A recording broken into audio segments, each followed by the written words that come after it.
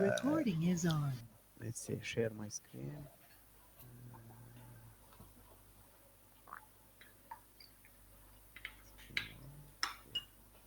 Welcome everyone. Thank you very much for joining us. It's really cool. We are 20, Dion. Already doubled up since you brought your water. So that's really cool. Happy to join us. Before I start, I give Dion the word. Of course, who is not supporting the development of this beautiful tool? You can find it here in Open Collective. Search for IFC OpenShell.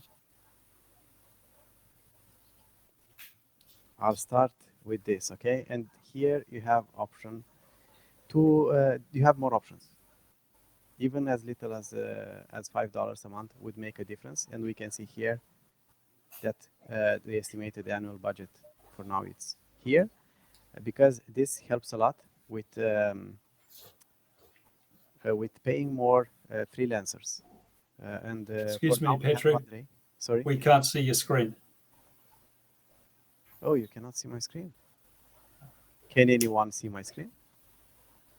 It's frozen on the Jitsi for me. I can see your mouse move, but that's it. Maybe you shared only your window rather than the whole screen. No, I chose screen. And maybe everyone else can turn off their video if they're not, just to ease up on the... Yeah, it's can you see now IFC OpenShell, Open Collective homepage? Still not. But anyway, you go to Open Collective, you search for IFC OpenShell, you'll find the project, and you have the chance to contribute with $5, $10, whatever you can, or even like one-time donation. It would make a difference since we are using, yeah, it's good. Like Dion is showing the way. Cool. Because right now Andre is working like 50% roughly, so he's I think the only dedicated developer on top of the contributions Dion, Thomas, and everyone else is doing, and we don't need too much more to make it a full-time effort for Andre. So yeah, everything is appreciated. Now let's go to this, Dion. You have the word. Cool. Well, this is, ooh, that's don't know what that one is. I guess a lot of work has been done since the release, which was a few weeks ago. It's now July the 15th, so it's been approximately 2 weeks since the last release, and so much has been happening. I don't know if you've been watching the commit logs, but if any of you like to keep track of exactly what's... Oh, well, there we go. So 1 hour ago, there was a fix. So it's extremely fast, and apparently fixed something that I broke 3 hours ago. So everything is moving very, very quickly. So if we come across something broken, who knows? Maybe it's already fixed. Anyway, so one of the things I've been doing recently is working a lot on usability, because previously a lot of our users were already experts in Blender or already experts in IFC, or they primarily did their work through other proprietary tools and used BlenderBIM just in a small part of that workflow. But now that we're getting a lot more capable of delivering small projects, so I just want to do a shout out on Ryan's most recent project. He gave an update. Oh, that date's not quite right. Recently, and just shows the type of work that you can now create natively in IFC with the BlenderBIM add-on. And because this type of work is now becoming more and more possible, well, we need to make things a little bit easier to use. And so I just do another little shout out to the IFC architect who has been doing some incredible videos on YouTube, teaching people how to use this incredibly complex and, well, half complete, incomplete software. Let's face it. And A lot of the work has been inspired by the IFC architect Lloyd's suggestions, as well as Ryan's, as well as many people online. Most recently, there was a forum thread talking about how do we decrease the amount of jargon, technical jargon in the language, but at the same time still have a balance and maintain aspects of the ISO standard that are critical towards allowing everybody to communicate in the industry. So, for example, you might notice that this is one of IFC Architect's very first videos telling you how to get started with a floor plan. And the very first thing he does is he reorganizes his screen from the startup screen to something that looks like this. And if you launch up Blender I'll just close Blender, I'll launch it up again. If you launch up Blender now, that's exactly what you'll see. And that's because this layout is actually a lot better for doing work in BIM. So for example, in the original layout, you'll have the 3D window, with a cube, and it actually has by default a light and a camera, of which, only the cube is sort of useful to architects. The light and the camera are not useful to anybody in our industry as a starting point. We have a timeline here, which is probably only really being used by people doing construction scheduling, 15 button clicks down the line, really not something you should be showing at the outset. We have a small outliner, which is not really appropriate for larger projects, like maybe for a small house. Having a small outliner is fine, but once you start getting into lots of stories and lots of spaces and rooms, having a larger outliner is really important. And then the most critical part of this screen, which is how you actually get started with a project, is sort of at the bottom right corner. It's terrible in hindsight.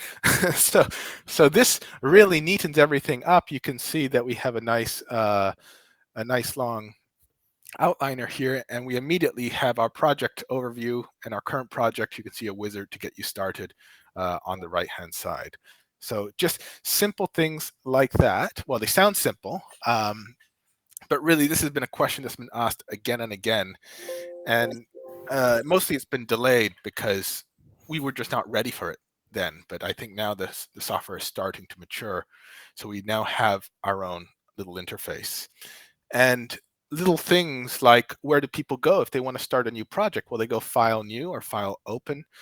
And now we actually have simple things like that. Whereas in the past, we would actually be down here, somewhere down in the middle under the import section.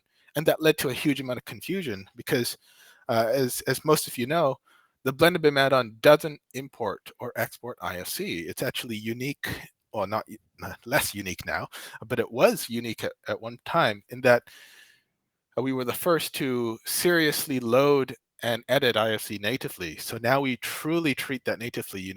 If you go new project, we have some presets, the same as you would for any other BIM software, right? You start off with a metric project in some typical units. There's also a demo project right now, or there's a wizard if you want to go and set things up in a little bit more custom way. Similarly, openness. Sorry, what was that? Sorry for jumping in. I wanted to ask you something regarding the interface right now, because after that you move too far away and it would not be so good. This you are saying no. Go back to Blender. That Oh yeah. Now Sorry. when you when you install the BlenderBIM add-on and you launch it, then you get this interface in this way, or you Yep. modified it yourself. Nope. It's out of the box. It will look like this. If you're a power user, of course, nothing is stopping you from making your layout like this or like this or like this or like this. Nothing is stopping you from doing these other things. But you'll see there's a BIM workspace that's already set up that's optimized after a lot of experience of people using it. And somebody like the IFC architect just making it plain in his very first video, guys, this is a better layout.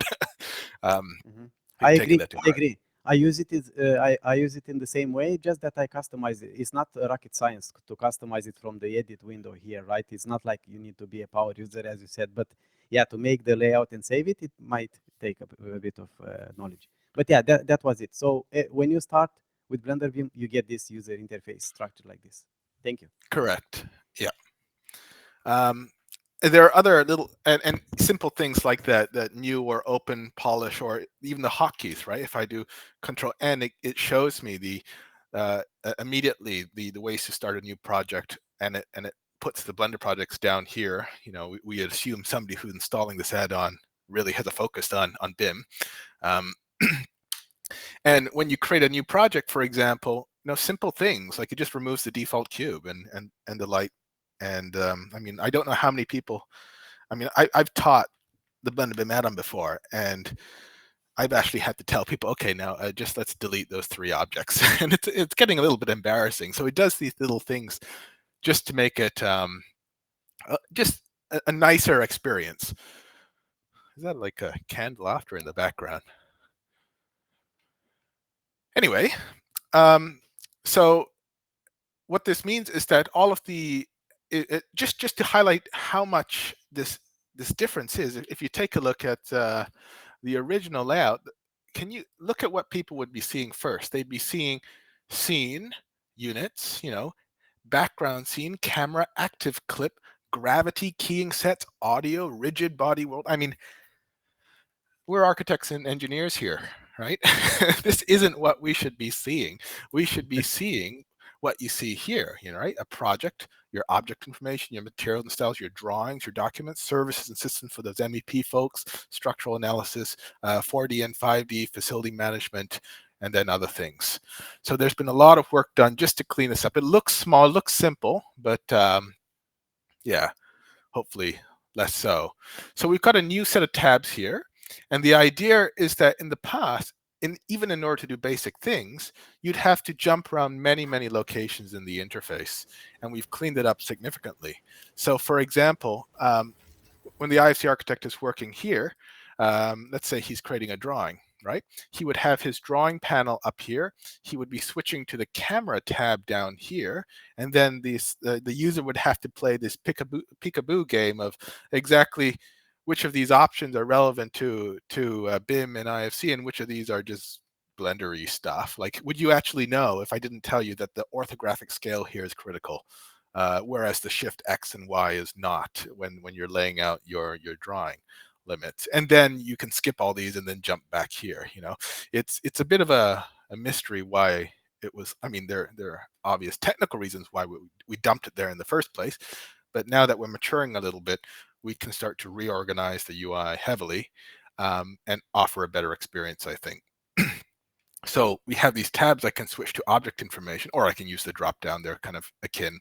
And you can also do this kind of alt tab trick. So you've got a few common ones, you can switch between the two. Let me just click on an object so we see the actual metadata of that object.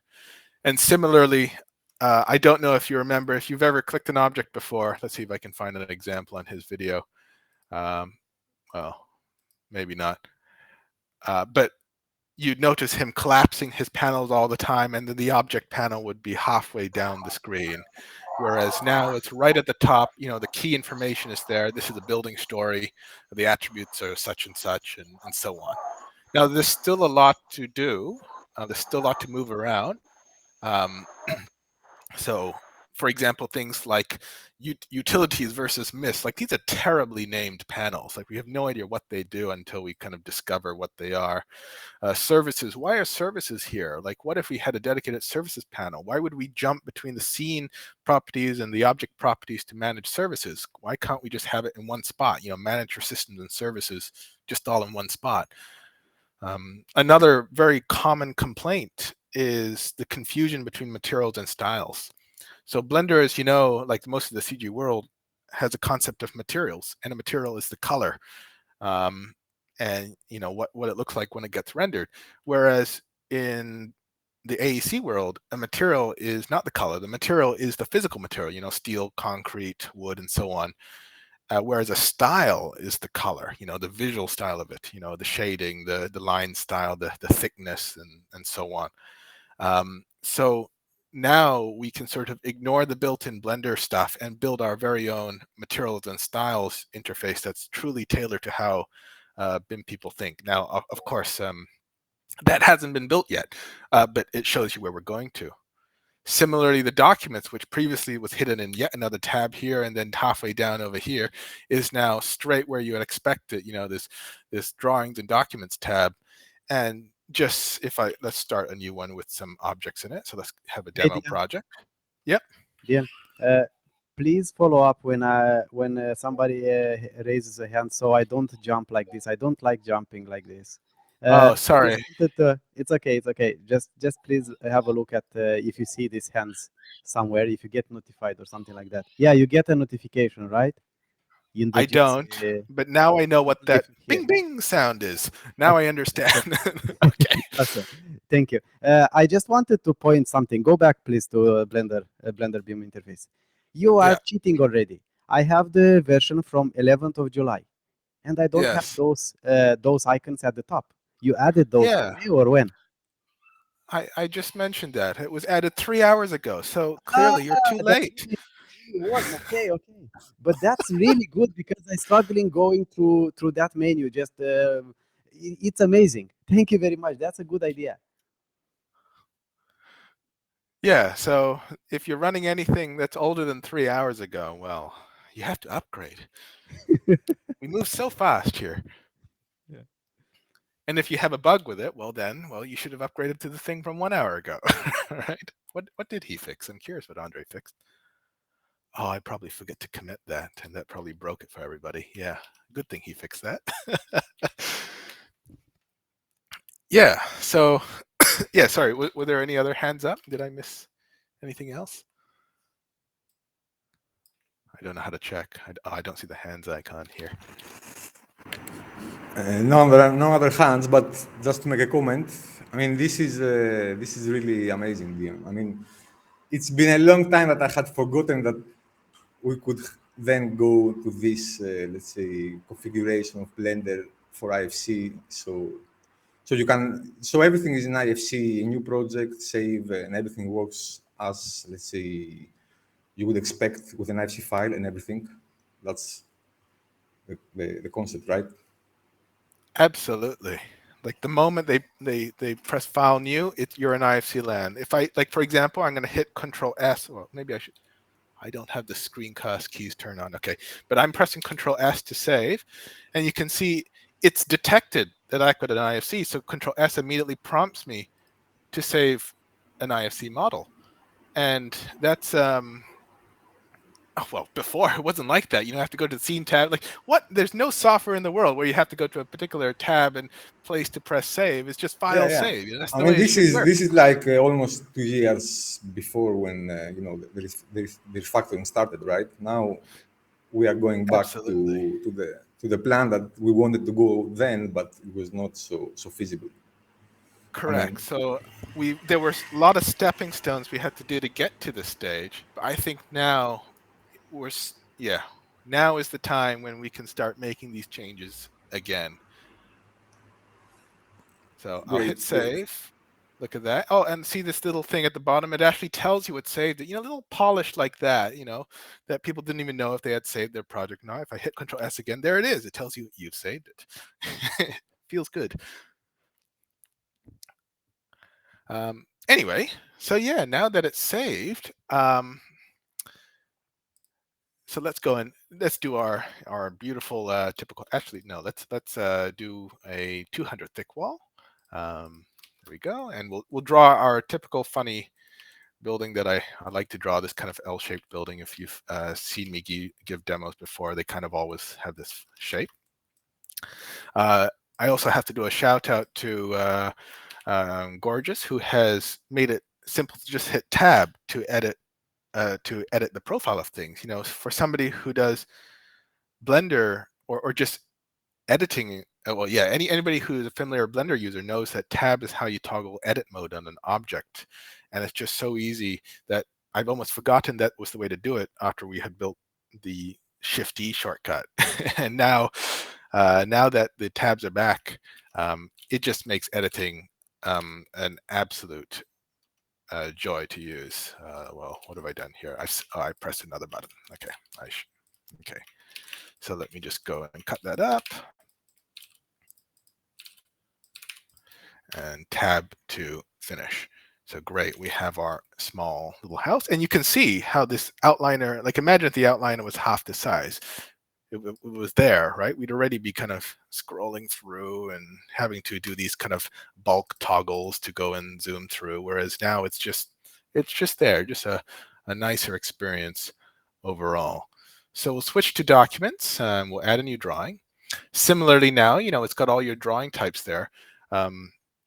So I'll just take a quick break and show you kind of before and after. So here's one of Ryan's projects. So if I open the restaurant model here, and let me just load up his IFC. We should get relative IFCs working soon. And if I go into his documents, this is what it was like before, and in fact, this is actually even better because now it's at least alphabetical. Before it was just random, things like that we never really polished. But now if I kind of close that and open, you can see there's 37 drawings. We've got 6 model views, 18 plan views. It's really nice and easy to read. There's 9 section views. I hope you can just see the before and after, how this is a lot easier to kind of navigate. So if I jump to, let's say, the option 1 floor plan, here it is. And yeah, well, there it is. But I guess I'm just showing you that there's been a lot of consideration of polish. Similarly, down here, we've been doing little things like improving the way that we can filter or search over here. If I search for our floor plans, or if I can also search for things within drawing. So if I can, I don't know, maybe in a section, so I can search for west section, and there we are. We find our west section on this particular sheet, and so on. I haven't missed a hand up, have I? No, I haven't. Cool. Yeah. So just little polish like that. Yeah, you'll notice that some of these tabs are still blank, so or not much in it yet, because we're just kind of still moving things around. So structural is a bit blank. All the costing and scheduling is just dumped here temporarily. There's nothing under facility management right now that this stuff sort of needs to move. I think brick schema needs to move into facility management. But yeah, it gives you an idea of where we're heading to. Okay, let's just complete our story. We'll create our plan. Again, see, here's something that we haven't done yet. You'll notice how, oh no, I have to switch over here. I have to know that this is the one I'm looking for, and then the other options are all the way down here. And then some of the other options are in fact back in the object properties down over here. So it's spread over at least three locations, maybe there's even a fourth. So now that we're yeah, hopefully you'll see a lot of things be consolidated soon. Sorry, it's not a very interesting floor plan, is it? Cool. That's one of the very exciting things I wanted to share. What else has been exciting? What else have we been building and breaking? For those of you who don't know, on IFC OpenShell, you can go to the Projects tab, and you can see for the next upcoming release in 2 months, and on the 2nd of September, there is a list of to-do items and things which are currently in progress. You can see that's the one I've been talking about, this usability improvements, and things which have been done already. Okay, I heard a beep beep. At least I think that's a hand. It's me again. Thank you. So I wanted to ask you something about the interface. Yeah, I asked you in Matrix on the chat about a possible a better way for finding these things for quality assurance and so on. What do you think about an icon for BIM coordination? Yeah, so I think that makes sense, because there is well, okay, I think it makes sense. I don't know yet. That's the thing with a lot of this UI stuff. Sometimes we have to try it out, and then we'll know whether it's right or not. So for example, one of the things that you do is create searches. So we have currently the search over here. Whether search should belong in Project Overview, I don't know. Whether search can be in multiple tabs at once. We can actually do that trick now, whereas in the past we could have, I think we could have done it, but this time we can do it better. So or things like creating saved searches or groups with preset filters. Currently, groups is, see, even I'm not sure. I think down here, and then there's no way to link groups and searches. So, dedicated UI to handle that type of thing, that would be good. And then if I want to start running an audit, I jump over here and go into quality control, and yeah. So yeah, maybe we need to rethink this quality control and move some things into there, or like maybe this is sufficient. I don't know. Maybe it's sufficient to group it into quality control and hide the debug, move the scary stuff somewhere else. But I'm thinking what I'm proposing here is the fact that I think that there will be BIM coordinators. I'm a BIM coordinator. I wanted to use it for this purpose, right? And I think are going to be more people. There are people who are going to use it for design, and there are going to be people to using for coordination. That's why I'm saying that coordination or BIM coordination and having the tools that are relevant for that role. But it's just an idea, of course. Yeah, absolutely. And maybe, but all I'm saying is that I don't know whether it needs to be a tab by itself or whether it groups under other utilities, like, or maybe other utilities becomes renamed to become coordination, because just looking at this, most of this looks, That's apart it. from this guy, he's a weird guy, he should probably move. This guy is a really techie geeky thing, he should move away. He's in the wrong tab, he should be over here. These ones, somebody should take a good look and figure out what's happening with them. They're pretty old. Yeah. So maybe this one turns into coordination, and Yeah, with I a better just icon than 3 lines, of course. But yeah. okay. So it's still early days, but yeah, I think it'll be pretty exciting to see it come through. And yeah, so there's actually this really interesting comment in the forums. For those of you who haven't read this thread, this architectural domain language versus IFC schema language. So in the past, all of the IFC panels were prefixed with IFC, IFC, IFC, IFC, IFC, because when it was mixed together with all the Blender stuff, that was the only way you could tell, what's IFC and what's not. So there was this purposeful decision to make it all stand out with that really nasty prefix. Then at the same time, many things in the interface were auto-generated from the schema, so you'd see that name a lot. But I think that now we also need to start questioning that decision, because we can now have our own new interface. So in fact, you don't see this yet because I haven't even committed it, but you'll notice that I've dropped the IFC prefix. Again, it's a small thing.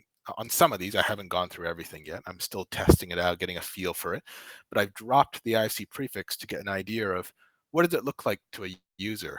If I select this guy, a wall, and if I jump to my object information, notice that it doesn't say IFC class there. It just goes wall. It doesn't go IFC object. It doesn't even say IFC wall. It's just wall. And similarly, let's say I want to tell you what, maybe I'll just create a random cube, and then you can see here, you can just see the way that these have been named. They now split out from the camel case. So I think, for example, ArchiCAD does this already, where they already split out the IFC names to something more readable like this. And I don't think that sacrifices the key word here, the key terms in IFC, but it does improve readability. It improves the new user experience. I heard a beep beep. I'm stopping. Me again, of course. Who Okay. else? Nobody else dares to challenge you. Go back to that menu where we could see all those elements, because I'm wondering about why can we see wall elemented case, wall standard case, but not all the other wall types? Why? Who made that choice? What other wall types? I don't know. There are only I mean, it's predefined type, Petru. What you see is IFC class, so it is not the same. Yeah, I mean that there is a mix between IFC wall and IFC solid yeah, what was there? No, because here it's IFC class. In a past version of IFC schema, you had more classes. wall standard case doesn't exist anymore in IFC4 and UB. Exactly. And that's a good question. Why do we have it here? Because technically it does exist in IFC4. It's just been deprecated, which means that you're not encouraged to use it, but it still exists. It's a grace period, but in IFC 4x3, I believe it's been removed. So in 4x3, you'll see these two disappear. No, but I'm thinking also, why don't we have here just wall and the types of walls in the type tab? It used to be in another place before, wasn't it? The types of wall, you mean the predefined type like Yeah, this? exactly. Yeah. I don't It know. is I like don't that, yeah. understand, but I don't understand why it's special about these two types of walls that you see them and not the other ones. That's just how Building Smart invented it at the very beginning. So in the beginning, Building Smart thought it would be a good idea to isolate certain objects being a standard case, because they said, how do we get everybody to agree on a wall is? Oh, that's really difficult. I know what we can do. We can make everybody agree on what 90% of walls look like, which is kind of, you know what it is, right? That box done, and call that the standard case wall. And then the other 9% of people who think it should be broken up into coverings and studs and all that, those detailed elements. And then that 1% of weird Zaha Hadid designers who do weird things, they can just use wall. And then that was back in 2x3. We're talking the 1990s. And then when Building Smart developed IFC4, they said, we were wrong about that. We should just call it wall. We should delete these two. But because it's an ISO standard, and that's the great thing, and also the terrible thing of an ISO standard, is that you can't just remove it immediately. You kind of have to give people a grace period, especially on something so fundamental. So these are there, but not there. Okay, I understand. Another question regarding how these elements are grouped. What do you think about grouping them based on domains? Because, Yeah, that's for great. example, I would not be interested to see any electrical stuff or MEP. I'm just looking for structure, right? It would be cool if we have some, I don't know, some tabs to choose. I just want to see construction or structure or architecture. Yeah, there were a few things we used to kind of mitigate the problem of, oh my gosh, there's 1, 2, 3, 4, 5, 6, 7 columns of things I need to read through. One is this little search thing, so I can just search for, I'm looking for basins. Oh, okay, not a tank basin. That's right, a hand washing basin. I'll choose that one. Thank you very much. That's one option that you just kind of search, and that's been pretty successful. So one of the most popular websites has been this one. Again, shout out if anybody hasn't seen this one, this search IFC class. What should I use? Gutter. Pipe segment. Option 2 is that you're actually pretty rarely going to be using this creating object from scratch. The majority of people, and this is the same in any BIM software, would have a library of objects that they've developed. So in the same way that I created these walls, you would be using the BIM tool. And this is already filtered to the objects that you have in your library. So an architect would already only have architectural things looking over there. Electrical engineering would only have electrical things over there, and so on. So it's already tailored to you. So it's not as big a problem. At least I don't think it's as big a problem. Now you're right. It makes sense now. When after your explanation, it makes sense. Yeah. So by the way, if people don't know, you can bring out the thumbnail view to make it look, even sexier as well, so that you can actually see, or there's a type manager. Sorry, there was a bing bing. Somebody wanted to say something. Just to let you know that there is question in chat. From Omar. Should we not at least propose depreciated classes? The classes are presented as a list. Isn't it confusing? I think it should be presented as a tree, as it is a tree. Okay, so should we not propose deprecated classes? Maybe.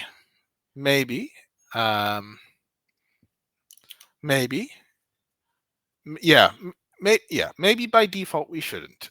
And as long as there's a way you can turn off that default for power users, because I certainly know that I've dealt with scenarios where I needed the standard case. But you're right, for a new user, they shouldn't really have to worry about those things that we're not recommending anyway. Like, why? You're right, it doesn't make sense. Why put something there that's not recommended? A tree, a warning, yeah, a warning would be good. A tree is interesting. Unfortunately, we can't change everything. So this is the disadvantage of building something as an add-on to Blender. We are restricted by certain things that the Blender developers have decided to do in Blender. So for example, we actually can't have a long text area. You know, if you want to type a long paragraph of text, you can't do that in this UI. Similarly, there are limitations to what type of drop downs we can have. It would be great if we could group these drop downs. In some sense, we've already kind of done that by having the first drop down affect the second drop down.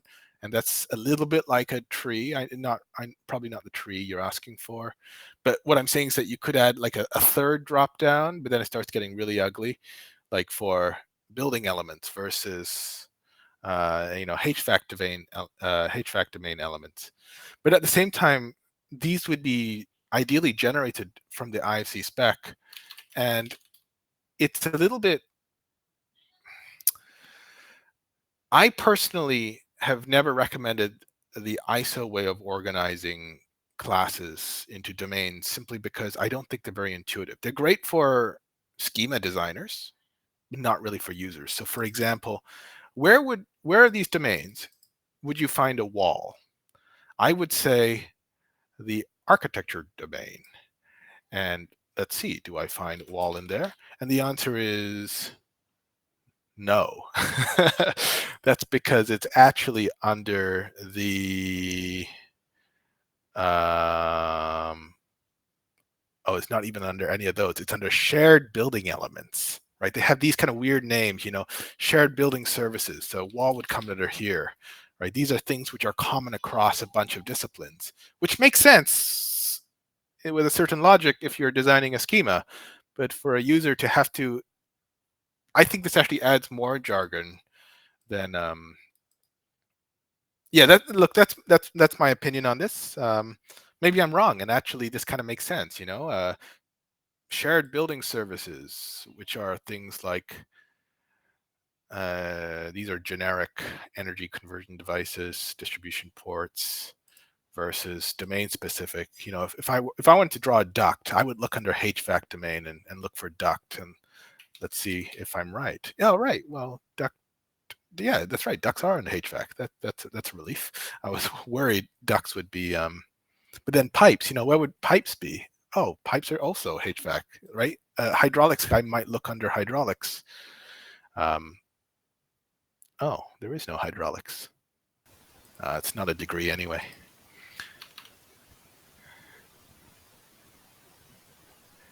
Okay, there we are. Somebody does not like the IFC prefix, omitting it. Don't worry, it hasn't been committed yet.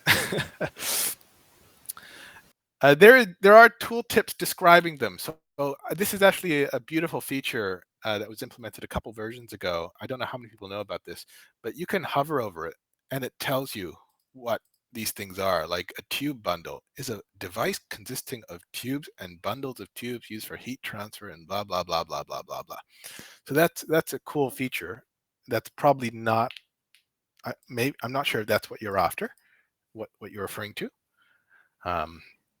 Regarding deprecation, man, maybe it could be possible to have like an exclamation mark or something like that for those elements, or I don't know, maybe an icon or something. Yeah, and actually, icon is something I wanted to do for a while. For example, you might notice this IFC icon is the only custom icon that exists in the entire add-on. The rest are actually built into Blender, which we're abusing because they have connotations to AC things. But I've really wanted to add a door icon if you have a door, right? A window icon if you have a window, a pipe, a duct icon. You know, these types of icons mean so much. If I click on that, I should see a little wall icon next to the thing that says wall.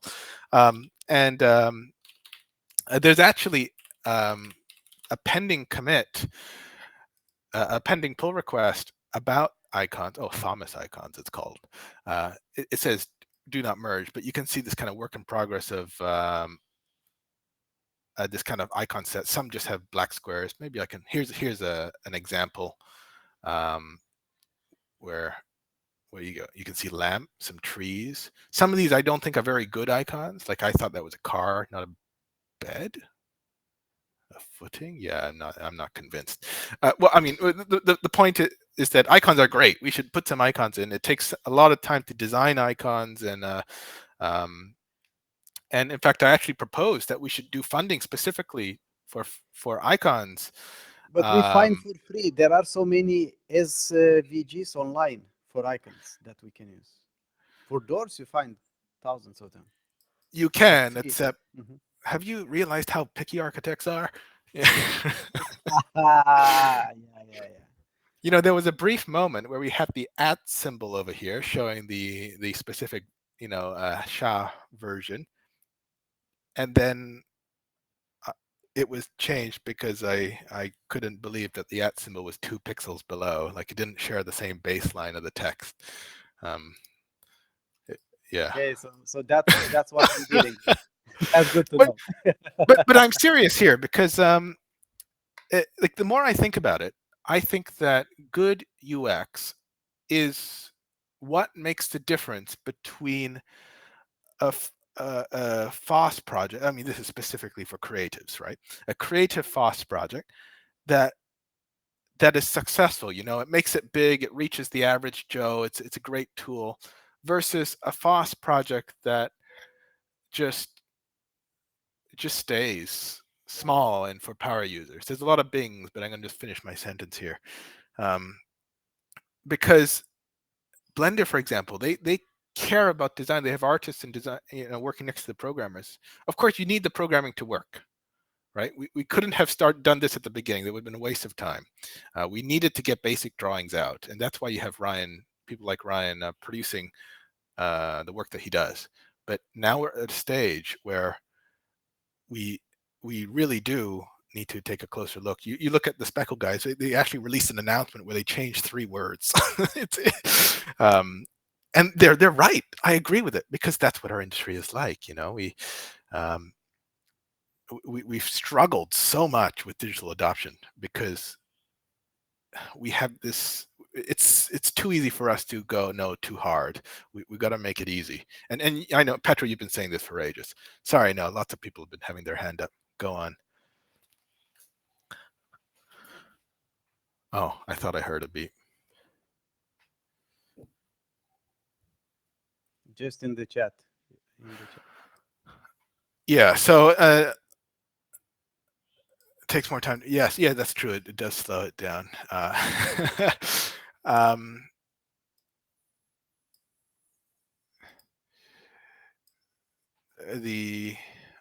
Look, I think I have to jump up a little bit. All right. Okay. The thing about options. I recently read once about the design philosophy of the Blender team, or maybe it was the Godot team. I don't remember. But there was this design philosophy to minimize the number of options. So this is something that different free software developers have a opinion about. You know, some say throw in as many options as possible because that's the power of free software. It gives all the options. I don't think that's quite right. I think wherever possible, if you can find a solution that doesn't involve just throwing another option, you should try to find that first. And I'm pretty happy to say that there are a minimal number of options in the BlenderBIM add-on right now. If you've ever checked out the add-on preferences, it's pretty minimal. So that's just my stance on it. Well, okay, I say that minimal, but I'm not so convinced anymore. It's a growing amount of options. I'd like to get rid of a bunch of them. But this is options for a lot of features, right? A crazy amount of features. So that's just my thoughts about that one.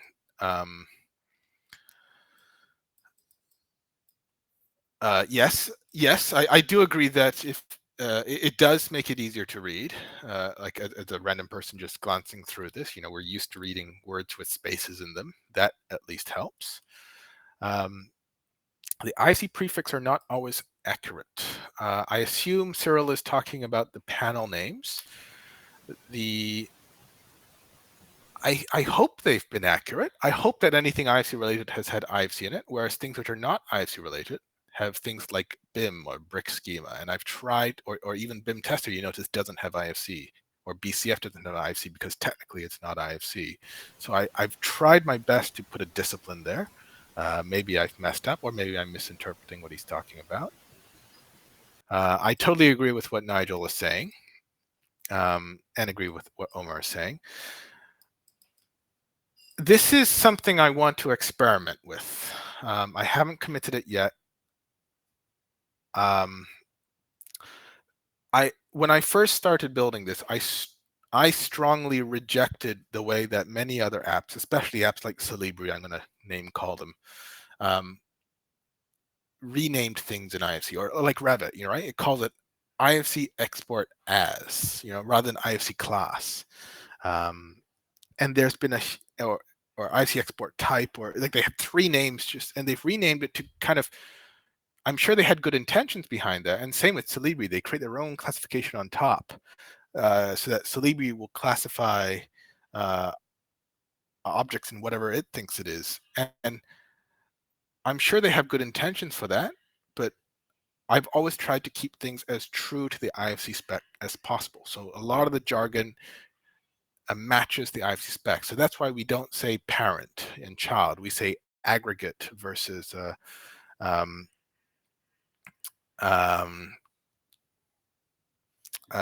container and nesting and things like that.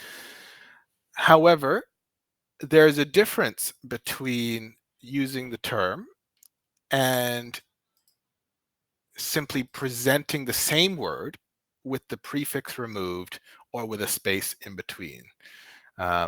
So for example, I think a very good note was that the schema actually already talks about how to localize these words. So for example, if I, sorry about that, I have to go and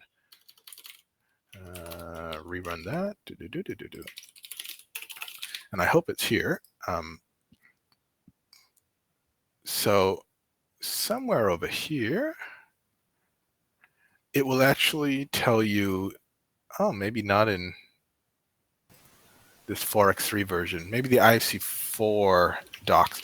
But in the IFC4 docs, it doesn't just say IFC wall, it actually tells you the word wall in different languages. And that's also critical because we need to start considering that, you know, how to support people with different languages. So if I jump to IFC4, not just objects, but also properties, right? If I go to wall, it will tell me it's wand or moor. I'm sure Cyril is laughing at my French pronunciation here. But what I'm saying is that maybe there, oh, there's canned laughter there. Maybe there is, there's 2 ways to look at it. You know, one is how do we maintain the purity of what's in the schema? Like there's certain things I don't think we should budge on, like using the word aggregate. I think that's very clear. There's a lot of misunderstandings around aggregates and containment and nesting. Things like the PSET wall common, you know, that's a term which is even contractually required. So I don't think we should just go around renaming that type of stuff just because some new user, you know, isn't familiar with that. I mean, we have to accept that anybody opening any BIM app is going to begin a journey of learning new lingo. That goes without saying. And this is an ISO standard, you know. We should expect them to know that we can search for PSET roof common and so on. So yeah, there's a balance. Removing the IFC prefix in all of these, maybe a start. Some of these still to be debatable. There's also the question of how we support languages. I heard a beep beep. Wrap it up. Yes. Oh yeah, Yeah, perhaps. Renaming the ready-defined terms and apps. Yeah, I would find it confusing as a geek. You know, I understand what branches are and commits. I'd love to hear what the thoughts are on the IFC Git initiative, because that currently purely uses the Git language. Keep aligned with the schema standard open. I think that is in support of Massimo's comment here. By the way, if you want to shout out these comments, put it in, where is it? This thread here. It'll be good debate, and then we can see what happens. You know, maybe the option ends up being localization, you know, a toggle for localization to show, you know, English or French or German words wherever possible.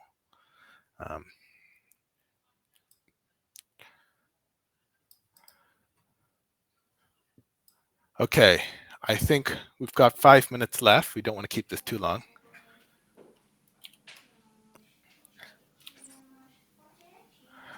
I will quickly wrap it up to say that I know today we kind of just mostly talked about UI, but we've been doing a lot of stuff, not just UI. We've been fixing lots of bugs, adding lots of new features. So yeah, I'm really excited for the next version. Yeah. Everyone, please leave a comment with what would you like to see in the next session. And Dion, can you please go back to the Open Collective tab, because there is an important mention that I want to make about this, meaning projects, right? So if you want to that your money to go for some specific project, you can create a project here, right? And you can donate on that. Or how does this work? Or you need to vote and open OSArch to create a new project. How does this work with the projects? I'm not sure if users can press this create project button. I haven't used project buttons, this project thing, much, in my opinion, because firstly, it hasn't been too successful. User cannot. Okay. I mean, here we tried to raise $70 a month, which doesn't seem like much. And I think we actually, did we finally succeed in doing it? Like, I don't actually think we're actually, I'm not quite sure how that's calculated, but yeah, well, see, we're already going to be running a minus on the, I'm not quite sure how these numbers are, but I think last I checked, we weren't even able to do that. And simply because I think projects are similar in function to bounties. I think it was a great post by Onsell on how bounties generally don't work too well. I know ICJS has worked it out pretty well. They don't really do bounties, do they? I mean, they use bounties to develop, but they don't fundraise with bounties. They fundraise through selling courses. So that's a different model altogether.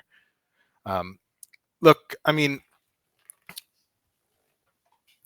my personal advice, this is just me personally, is if you do want to donate, just donate generally, and better at a month. Like if I had to choose between 1,000, 1,200 a year versus 100 a month, I would choose 100 a month. It's just that much easier to budget, because you can't hire people confidently on one-off donations where you don't know what you're going to get the next month. You need it to be a constant stream. So I would rather less with more confidence. I think you can see that we are making a huge bang for buck here. Like the amount that we are getting done with the little amount of funding that's going into it is quite incredible. And I just want to say that I know you might not necessarily agree with all of the prioritizations we've done. Like I know some of you just want one particular thing to be built. I just want, I don't know, structural analysis to be complete, and that's it. But there are a lot of moving parts, and we are listening to the community, and doing, trying to do the best we can. I mean, the reason, for example, this UI stuff has come across is due to a number of repeated bugs and complaints related to it, and it's changed from being a generic complaint like, it's a bit confusing, to no, this is really specifically a way to solve it, another workspace, or IFC architect showing, here's exactly how you should lay out your workspace. Great, we'll just copy you, that's the solution. So what I'm saying is that we are paying attention to what's happening and building things as much as possible. And of course, you can build it yourself. It's all open source. But I'm thinking about something when I say this, because let's say that there are people who would like to see more effort in the user interface. I mean, like something like this. I think it could be a little bit helpful. Maybe some people would like to donate, like they want to fund more for the user interface to become better.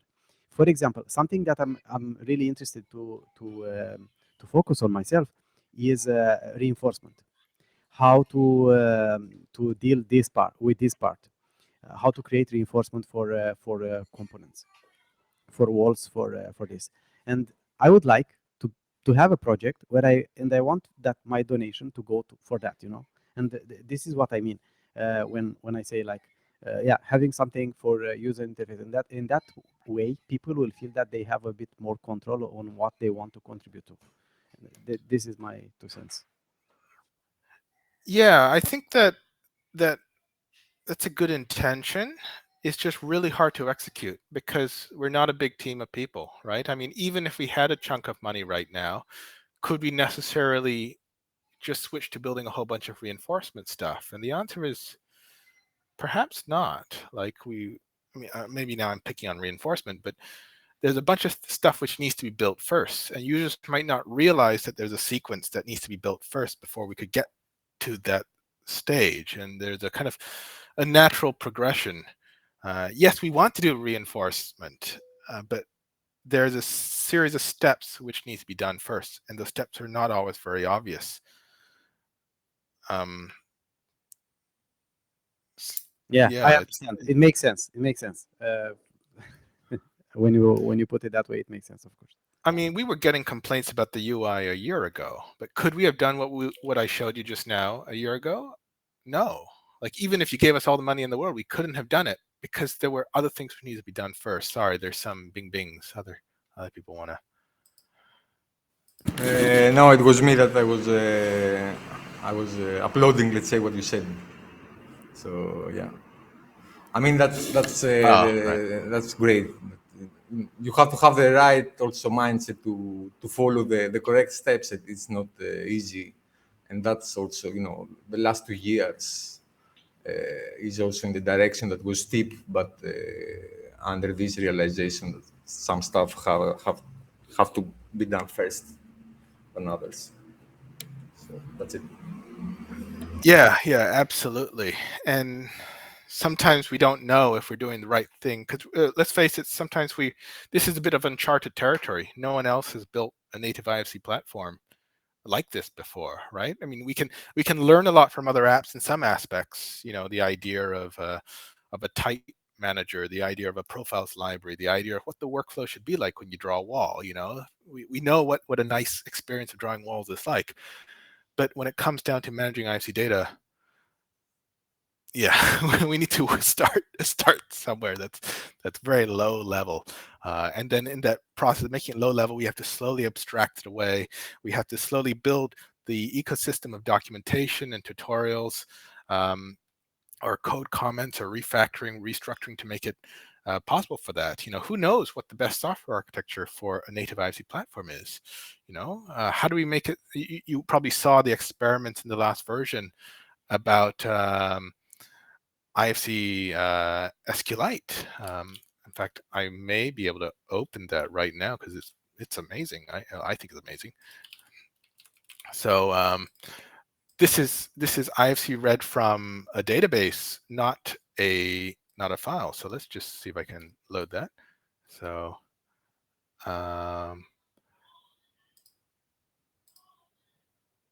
no such column inverses. Okay, so this database isn't set up correct. But there's a little demo online which will show you loading and editing IC simultaneously between 2 sessions through a database. And yeah, and exactly how that works, or is it more distributed and with Git and file-based, or we don't know. There's still a lot of experimentation happening, and I think this is a great time for the industry because we can all learn together. It's not a black box. A wall modifier. Okay. There was also we should wrap it up. I'll quickly do this one. It was announced. It was Vice, not.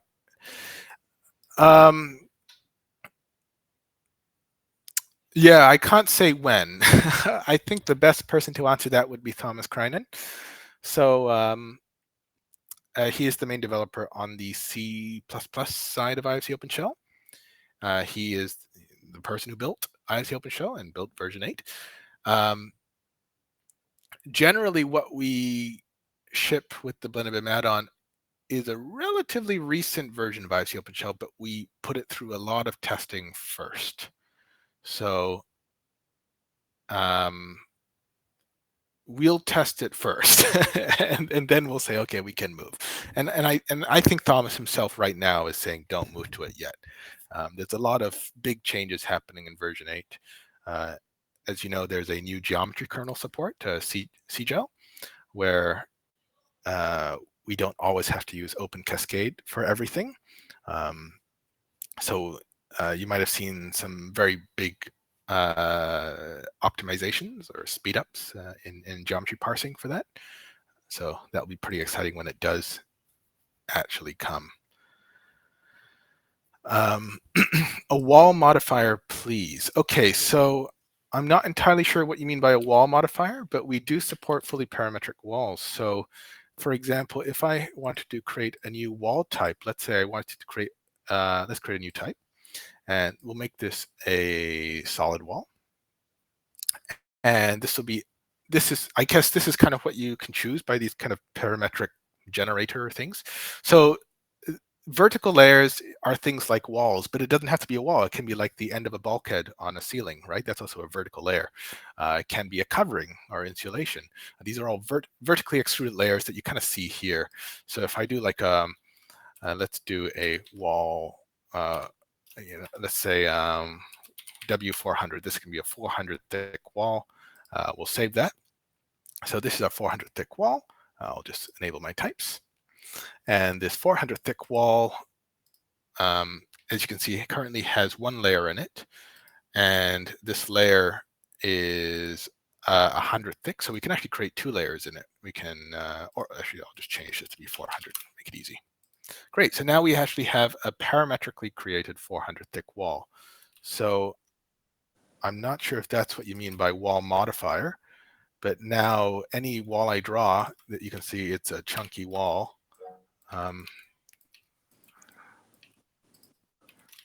So, you know, you can cut and miter and rotate and all that type of fun stuff. Yeah, so that's been around for a while now, that kind of wall. I'll just cut that wall and extend. Yeah, that's been around for a while now. And any type, and it's not just wall, anything layered. And that's kind of the beauty here. We don't couple geometry types to object types. So you can have not a wall, but you can have like a column that happens like that happens to be wallish, although then it wouldn't really be a column. But anyway, there's a raised hand. Yes, I have a question about the walls. I think it should be way easier to change the thickness of the wall, because now it's really complicated. And if you change, if you select one wall and want to make it thicker, you make all walls thicker with this, who uses the same type. Maybe there should be a prompt that says, do you want to change just this wall or all walls? Then it duplicates the type and make just the one thicker. And I think the thickness should be somewhere more on the top. Or it should be easier just easier to change it. Yeah, I think the issue is that it's not just a thickness, right? It's layers, and each layer has a thickness. So it could be made out of 3 thicknesses all put together. And so it's not like you can just have a number here that says thickness. I generally agree with you that we need to improve the usability of really basic things like, let's put a wall. But there's always a bit more thought about that. That makes me hesitate because I'm not exactly sure what is the right way to do it. Because at the end of the day, it is a layer set. It is typed. I mean, if I want just this wall to change, let's say I duplicate this out, then I would explicitly currently remove the type, and then now it's disconnected from those. Oh, but I need to know that. I didn't know that's a good way, of course, but I didn't thought about that. Yeah. So, I mean, the reason I know that is simply because, well, obviously I've been breathing this inside out, but that's the way it works in IFC, right? All walls are the same type, have the same thickness. So if you want to just have a different wall, you either change the type, I can change that, or you remove the type and make it an untyped wall.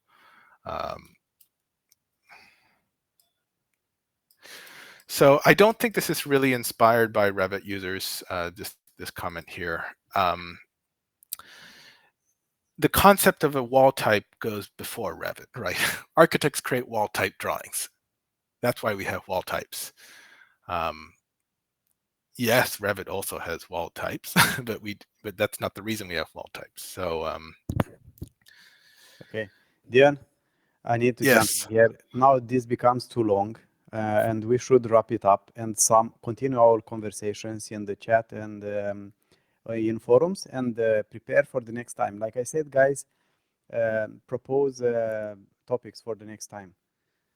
There is one last question, like if you want to take it with the microphone, Nigel, and that's okay. And then let's stop this because we are a bit over time.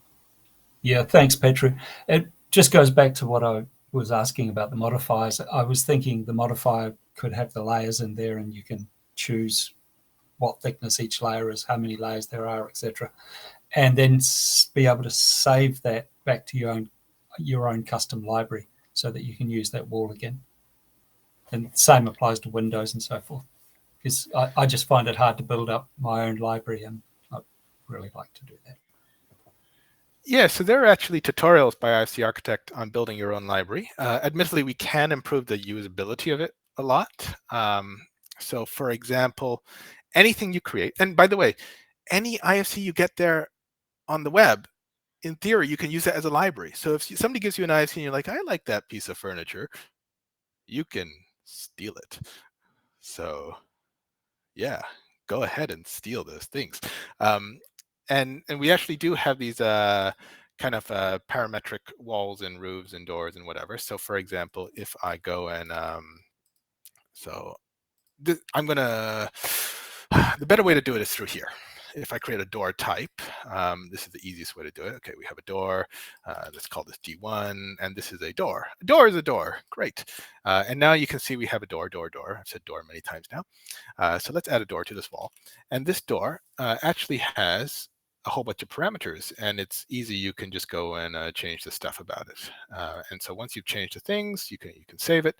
And this door type is actually already in your library, and you can just save your file and reuse that.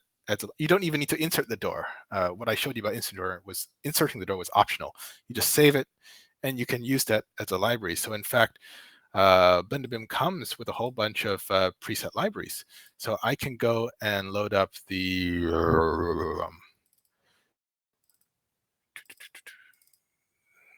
I think sorry to interrupt, but basically you can create an IFC file and define the types and save it, and this is already a library, and you can import the types, right? Correct. So any IFC, you can bring in that types to a new project. So you can treat it as a library. We actually come with a whole bunch of steel. I'm not going to show steel. Steel is boring. Sorry, Ioannis. I'm going to show is it the AU library which has all the furniture? I don't know. Oh yeah, look at that. Bunch of furniture in here. So let's get our generic small desk. So you can see I just pulled in that generic small desk, and now I can put in, you know, we have the choice between bunny and generic desk. You all know which one I'm going to choose. Bunny. And of course a desk for the bunny to be underneath. Cute bunny. So yeah, so any IFC is effectively a project library in itself. And you can just grab it. So I can actually grab this. Only if it has types, though. Yes, correct. Only if it has types. You can also use it as a material library, so you can steal the materials from a project. So I hope that this is a. So this is a random Revit export, and I can see here it has certain profiles, you know, and clearly Revit is making a mess with its profiles. It's a whole bunch of really like badly named profiles. It has materials, which I can maybe bring in some of those. And of course it has types. So let's go and pull in, I don't know, a light fixture. How about we bring in, I have no idea what this is going to be. And now we can pull in a light fixture type. It looks like that, which is an upside down hanging fluorescent. Clearly they got their Z-axis not quite right, but there you go. So literally any type you create, if you save it, or even if somebody gives you an IFC model, you can use that as a type library, which is, I think that's pretty cool. So you can pull in their walls from here, right? Here are some Revit walls, not very well named, but they're walls. Yeah, let's add this 71 wall. There it is. It comes with the material and everything. It's all set up already. Oops, that's muscle memory. Okay, so oh look, see, it's all of the properties straight from Revit. This actually comes from Revit because it comes with the wall, right? It's inherited from the type. It's even got Kobe data in it and stuff. Okay, sorry, I'm sure Petra was saying, Dion, we gotta go. Don't worry, this will never end. You should have dinner soon. Come on. When Yes. in the beginning you said let's have 30 minutes, and now we are more than that. So let's stop it. Let's cut it here. So we have something right. to talk about next time. No, I know. I'm on mute. We could have a lot to talk about, but yeah, let's stop it here. And everyone, yeah, join the chat, and yeah, do whatever you can. Use the tool, use BlenderBIM, and provide feedback. Very important. Thank you very much for joining, and see you next time, of course. One last shout out. Thank you so much, Omar, for your donation. It just came through. This will be well invested, I guarantee you. We're hard at work, always working. Yeah, thank you, Omar. Have a good weekend, guys, and see you next time. Have a good weekend. See you then. Bye-bye. Bye. Bye-bye. Bye.